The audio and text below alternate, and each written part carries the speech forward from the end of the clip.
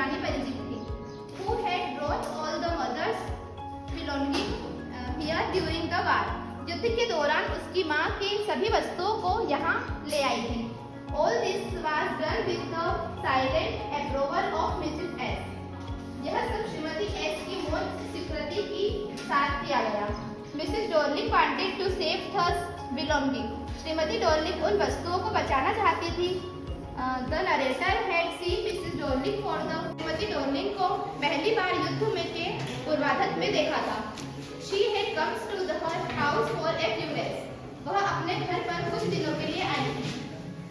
She noticed the change in the rooms. उसका कमरों में परिवर्तन और ध्यान गया. She found several itself missing. उसे कोई वस्तु गायब मिली.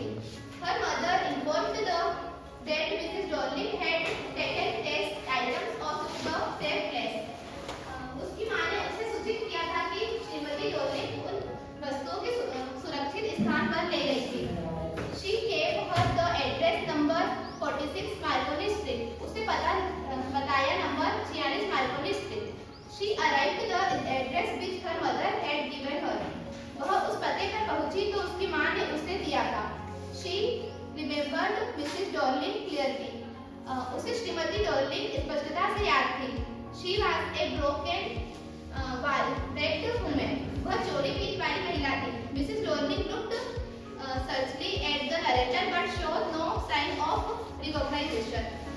श्रीमती डॉर्लिंग ने वर्णनकर्ता को खोजने की दृष्टि से देखा किंतु पहचान के कोई भाव प्रकट नहीं किए. She kept starting in silence. She showed that recognized her mother's thing. वह चुपचाप घूमती रही. उसने देखा वह एक अपनी माँ की चित पहचान ली. She has looking it carefully. इसे ध्यान से देख रही थी. She half hid herself behind the door. उसने स्वयं को आधा दरवाजे के पीछे छिपा लिया. And refused to meet him. तथा उसके भेंट करने से मना कर दिया. She was surprised to see the narrator who had survived the war. उसे उस वर्णनकर्ता को देखकर आश्चर्य हुआ जो युद्ध के बाद जीवित बच गई थी. The narrator returned to the station. वर्णनकर्ता स्टेशन पर लौट आई. And boarded the train while she was in the train. कथा रेलगाड़ी में सवार हो गई जब वह गाड़ी में थी.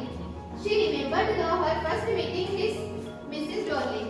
तो उसे श्रीमती डॉर्लिंग के साथ प्रथम भेंट याद आई.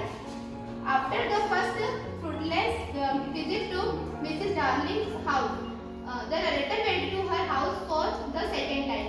श्रीमती डॉर्लिंग के घर प्रथम निष्फल भ्रमण के उपरांत वर्णनकर्ता दूसरी बार उसके घर आई. This time a 15-year-old girl opened the door for her.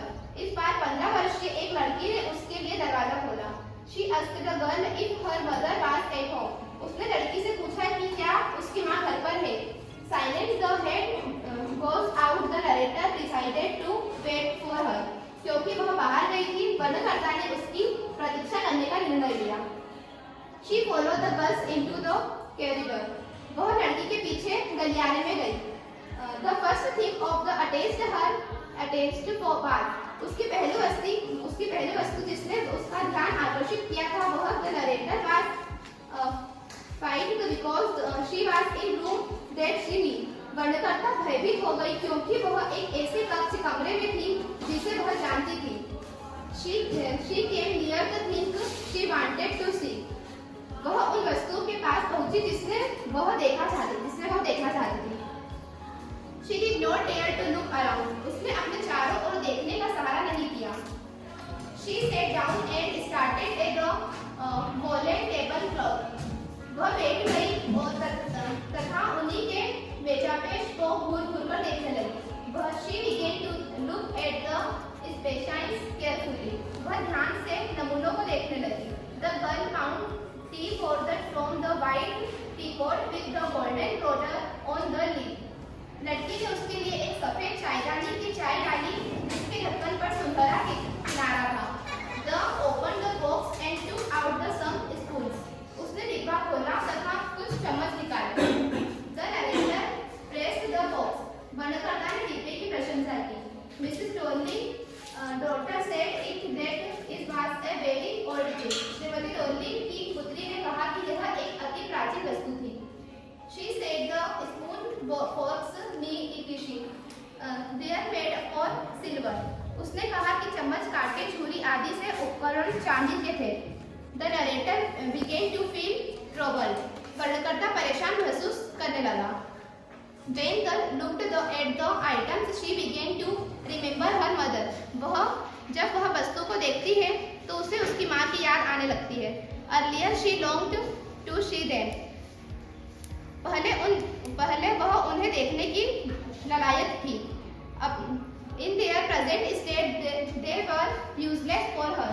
अपनी वर्तमान स्थिति में वे अपने लिए बेकार थे. She lived in a small rented room. वह किराए के एक छोटे से कमरे में रहती थी.